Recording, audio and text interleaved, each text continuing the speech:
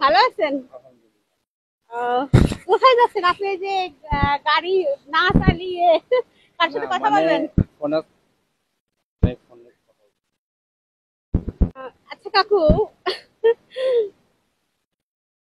বলেন। কিছু বলতে পারি? হ্যাঁ বলেন, সমস্যা হ্যাঁ। নেই, বলেন।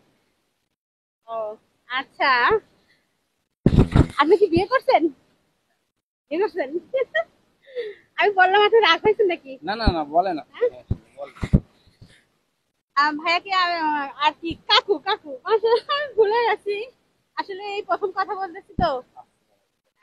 আমি ইসলাম সম্বন্ধে একটু কথা বলি, হ্যাঁ। আচ্ছা, বলেন। অজুর খরচ কত কি জানেন?